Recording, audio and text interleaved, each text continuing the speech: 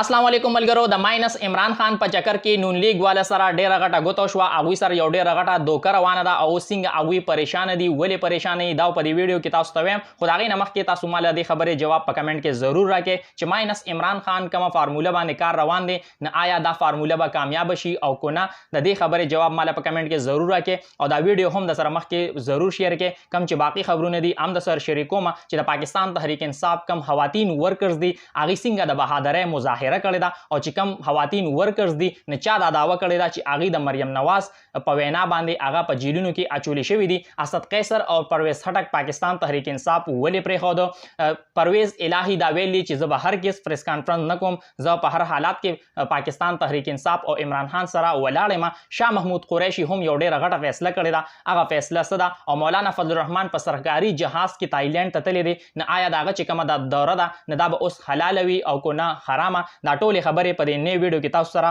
شریکوم لومبي راځو چې چودھری پرویز الهي څه ویل دي چودھری پرویز الهي دا ویل دي چې یاره زه به هرګز پریس کانفرنس نه کوم زه پاکستان تحریک انصاف سره مخکې موم اوس هم په پاکستان تحریک انصاف کې او بیا به هم په پاکستان تحریک انصاف کې په راتلونکي ټیم کې او زه د پاکستان تحریک انصاف چې کوم ورکران دي هغوی ته دا پیغام زه ورکوم چې یاره تاسو په حق باندې تاسو د پاکستان دپاره ولاړ او نه ځان چې دی نه هغه نور هم مضبوط کې او باقي چې کومه نتیجه ده نه هغه د الله په لاس کې ده ګورو چې پرویز الهي په دې خپله فیصلې باندې قایم اوسي او که نه پرون هغه گرفتار شوی نن په عدالت کې د هغه پیشي وه او چې کله عدالت کې هغه پیش شو نو هغه دا خبرې اترې وکړې بل اړخ ته پاکستان تحریک انصاف چې کوم خواتین ورکرز دي نه هغوی د ډېره زیات بهادرۍ مظاهره کړې ده خو بل اړخ ته موږ چې کوم د پاکستان تحریک انصاف رهنما دي سړي دي هغوی درته یادوم هغوی دوه ورځې په جیلونو کې تېرې کړې او بیا پریس کانفرنس وکړي او پاکستان تحریک انصاف پرېږدي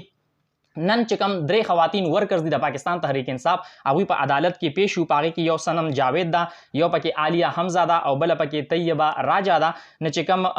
صنم جاوید ده هغې دا وویل چې په جیل کې موږ سره هېڅ زیاتي نه ده شوې البته دا په جیل کې اچول دا موږ سره زیاتي ده ځکه چې موږ هېڅ داسې جرم نه دی کړی بل اړخ ته عالیه حمزه دا وویل چې کوم زنانه دي هغوی تاسو په نیمه شپه باندې د کور نه په راښکلو باندې راولئ او ګرفتاروئ نه دا د خواتینو چې کوم تذلیل هغه دی او بل اړخ ته طیبه راجا دا وویل که تاسو چېرې زموږ د سوشل میډیا چې کوم اکاونټس دي د هغې نه تاسو ته مسله وي نه تاسو موږ باندې کیس وکړئ البته په ځای د دې چې تاسو موږ د سیاسي انتقام نښې جوړې کړئ نه تاسو موږ خلاف چې دی هغه کیس کولی شئ او بل اړخ ته صنم جاوید دا وویل چې موږ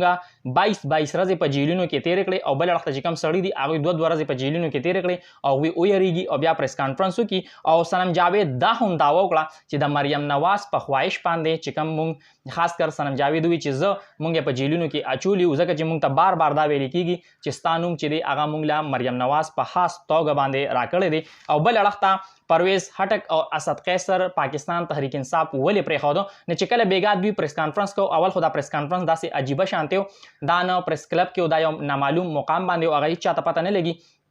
او دا چې دی تقریبا 1 منټ پریس کانفرنس و او په هغې نه مخکې چې کوم عمران خان خطاب وکړو هغې کې دا وویل چې یاره پرویز خټک زموږ سوري د کم طاقتور خلک دي هغوی اسټابلیشمنټ دی هغې زموږ د مذاکراتي کمیټې کم 2 ممبران دي په هغې کې پرویز خټک دی اسد قیصر دی هغې یې راغوښتي دي هغوی ته یې ویل چې موږ تاسو سره مذاکرات کوو او اوس یې هلته په یو سیف هاوس کې په نامعلوم مقام باندې هغوی ایثار کړي دي او ورته دا وایي چې تاسو پریس کانفرنس وکړئ پاکستان تحریک انصاف پرېږدئ یعنې تاسو به هغې پورې دلته زموږ په حراست کې او بیا د هغې نه پس ګنټه 2 پس دا پریس کانفرنس وشو او پاکستان تحریک انصاف یې پرېښوده او د دغې نه یو ورځ مخکې یعنې پرون چې پرویز خټک دی هغه په خپل فیسبوک افیشل پیج باندې دا ویلي چې یاره کومو کسانو پاکستان تحریک انصاف پرېښی دی هغوی سره زموږ هېڅ رابطه نشته ځکه چې فواد چودھري دا ویلي چې زه پرویز خټک سره هم په رابطه کې یم بیا پرویز خټک د هغې خبرې تردید وکړو او البته دا یې هم لیکلي چې نو پالیټکس وداوټ خان یعنې چې خان عمران خان په کوم ځای کې ني نه زموږ پالیټکس نشته زموږ پالیټکس چې دی نه هغه ختم دی بل اړخ ته شاه محمود قریشي خپله فیصله واوروله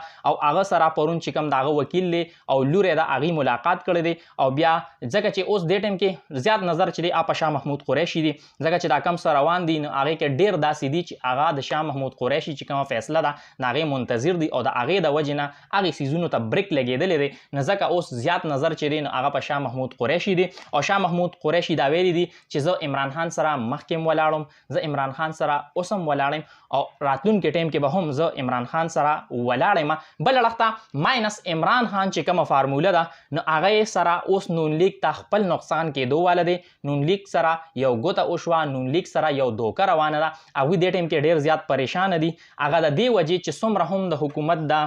ګندې یعنی څومره هم مهنګایي زیاته شوه، د عوامو چې کوم د تنقید هغه ښکار کېږي هغه نون لیگ واله کېږي. خو دا کم څه چې روان دي څومره هم د پاکستان تحریک انصاف دا کسان دي، نه دې نه به یو بله پارټي جوړه شي او یقیني زه تاسو ته دا وایم چې هغه به یو سټرانګ پارټي وي او زیاتتر سیټونه به خامخا هغې ګټي. نه د دې خو نون لیگ ته څه فایده ونه شوه که نه، چې کله ماینس عمران خان وشي نو باقي چې کوم کسان دي هغه به نورو پارټو کې لاړ شي یا یو کنګز پارټي به د هغې نه جوړه شي. د دې نون لیگ ته هېڅ څه فایده ونه شوه او د دې احساس چې دی نو اوس نون لیگ واله ته کېږي چې یاره د دې نه خو موږ ته هېڅ څه فایده نه کېږي. یعنې څومره هم چې تکالیف و هغه موږ برداشت کړل، څومره هم چې د عوامو کم تنقید و هغه موږ برداشت کو، خو د دې نه موږ ته هېڅ فایده ونه شوه. نو ځکه اوس نون لیگ والا چې دي هغه ډېر زیات په تشویش کې دي چې یاره طاقتور خلک چې دي هغوی موږ سره ګوته وکړه، هغوی موږ سره دوکه وکړه. ځکه چې راتلونکي ټایم کې تاسو ته دا پته چې کومه پیپل پارټي ده نو هغه په مرکز کې ډېر زیات سټرانګ دي، ځکه چې کوم